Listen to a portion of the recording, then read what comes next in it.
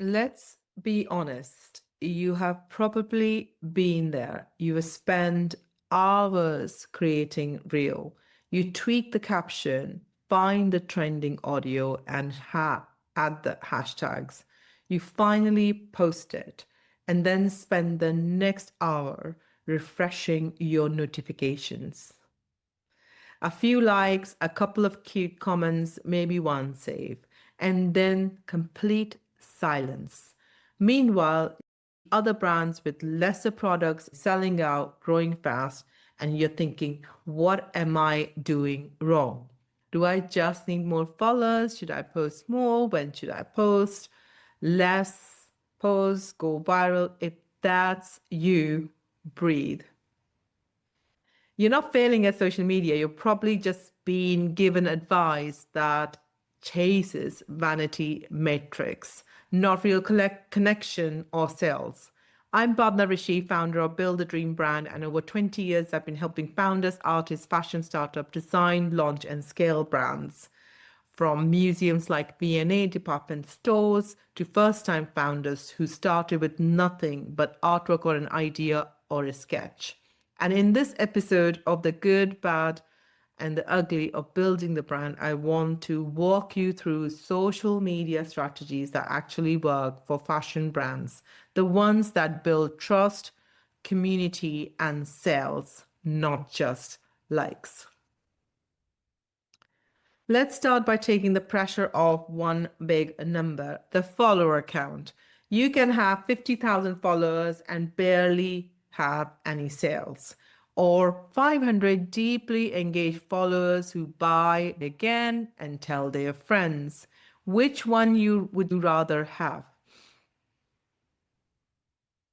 Followers are not the measure of your worth as a founder or your product. They're not even a real measure of your business health. What matters more is, are people engaging with you? Are they clicking through your website? Are they joining your email list? Are they buying, or at least moving closer to buying? When you stop obsessing over growth at all costs and start focusing on serving the audience you already have, your content shifts. You move from how do I blow up to how can I deeply connect with the right people today? And that's where social media becomes powerful. Instead of waking up every day thinking, what on earth do I post? I want you to think in terms of content pillars. And I'm sure you have heard this before. There are 3 to 5 categories of content that you rotate for a fashion brand: product and styling, behind the scenes, education and value, brand values, and social proof. Under product and styling, cover how you would wear your pieces, outfit ideas for real life scenarios, close ups of details and qualities. Behind the scenes could be sketches, sampling, fittings, packing orders, a day in your life as a founder. Education and value could be, how do you care for fabrics, the story behind why you chose that material, or tips on building a wardrobe, not just buying random pieces. The story and brand values content may include why you started, what your brand stands for, your stance on sustainability, ethics, body image, identity. And lastly, you could also look at social proof and community, which could include your customer photos, testimonials, before and after transformation stories. When you have pillars, you don't have to reinvent the wheel every day. You simply ask, what can I share today under one of these pillars that would genuinely help or inspire my customer? Now, let's talk about consistency and how you can create a calendar that you can actually stick to. You do not have to post 5 times a day to be successful. You don't need to be scrolling through what's coming next, what's on trend. You do need a rhythm that you can realistically maintain. So start with how many times a week can you post without having a real burnout, maybe 3 times, maybe maximum 4 out of 7 days. Then plan One product or styling post, one behind the scene, one story, and optional if you have a social proof or community post. And batch filming or batch content always helps, because pick a day, spend 2-3 hours where you map out your ideas. You have your spreadsheet where you have simple notes of an example, what you're going to do, how does it apply to your brand. And remember, your content doesn't need to be perfect. You have to try several to find out which resonates with your audience. So the goal is not an endless content. The goal is consistent and aligned content that keeps your brand in minds and hearts of ideal customer. Now, you do not need to be everywhere. You could choose one or two platforms. Try to master one platform first, see what works, and then switch to something else. Because you are a solo founder and you need to focus on things that are working for you and building content. You get the analytics over a period of time, and focusing on one platform helps you to understand your audience, your content, and what they resonate with. Now, for most fashion brands, the key platforms are IG, Instagram, TikTok, and Pinterest. Ask yourself, where is your ideal customer actually spend time? Where do they enjoy scrolling through the posts? And then pick a platform and start from there. Think about storytelling in terms of your way of telling people what you're doing and how you're doing it. Rather than saying, here's a dress, say, here's a dress you can reach for when you want to feel like the most confident version of yourself, or a dress that moves with whatever you do during the day. Share stories like the moment you realize why this brand exists, or the time you almost gave up, but what kept you going, a thought process. People want to connect with the founder and their personality. Talk directly to customer. This is for you if you have this problem, you have these challenges, or if you're going to a birthday party, or I created this because I was tired of having clothes made of polyester or having skin irritations, something else. I know how it feels to basically not be seen, not be confident. This makes me feel seen and confident. But when your audience understand the story behind your brand and your products, they don't just buy clothes, they buy the meaning. Now, there's a lot of UGC influencer engagement type of content versus polished shoots content that exists.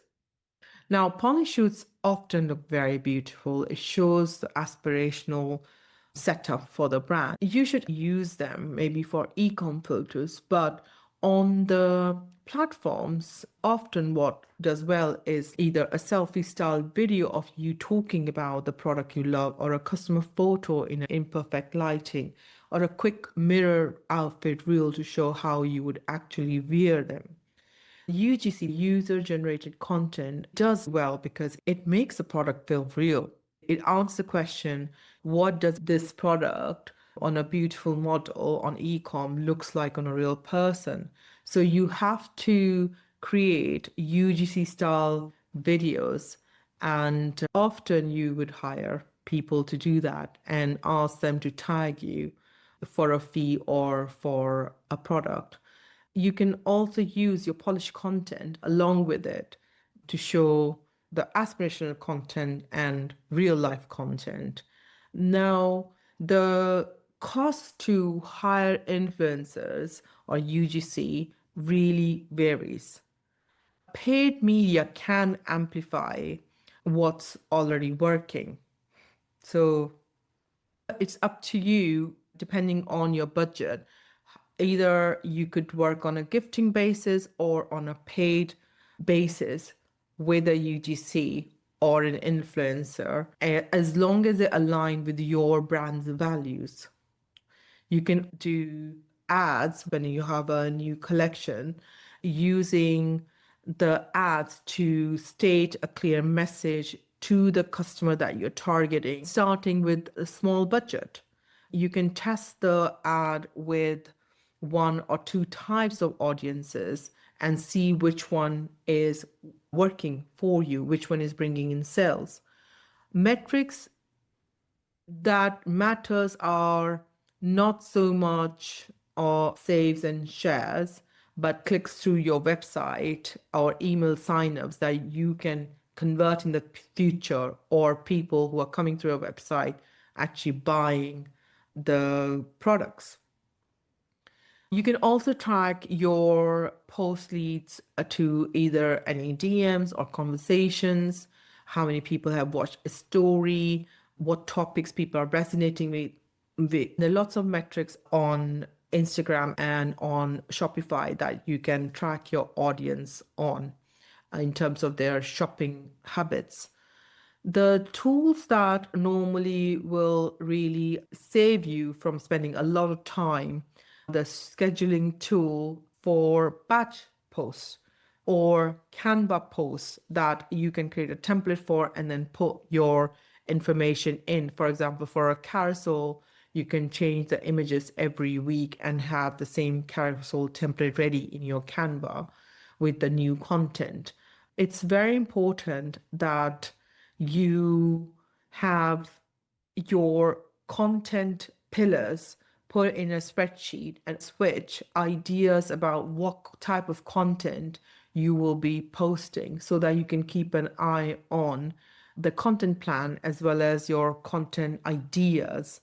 You can add analytics to it. Having a simple system will help you create content faster and hopefully will be much more enjoyable. As you think about your own social media right now, ask yourself, am I chasing vanity metrics or am I building relationships? Am I posting from pressure or from purpose? Do I have pillars and a rhythm or am I winging it every day? You do not have to become a full-time content creator to build a successful fashion brand. You just need a simple, sustainable strategy that fits you and your customer. And this is exactly what I help my founders with inside Build the Dream Brand, creating content pillars that reflect their brand identity, designing a realistic posting rhythm that works with their life, turning social media from a source of anxiety into a channel that supports their sales. So if you like some support, there are free resources. You can find the link in the show notes, or we have free resources on the website as well. So you can download a free social media pillars and planner worksheet to map out your next month content, or you can book a call. We can have a look at your brand, your audience, and social strategy together. You don't have to shout into the void. You can show up online in a way that feels real, grounded, and effective. Thank you for listening to this episode of The Good, Bad, and the Ugly of Building the Brand. In the next episode, we will be exploring scaling from startup. Until then, remember your worth is not measured in likes, it's measured in the impact you make on the people you're here to serve. Until next time, keep improving, keep building.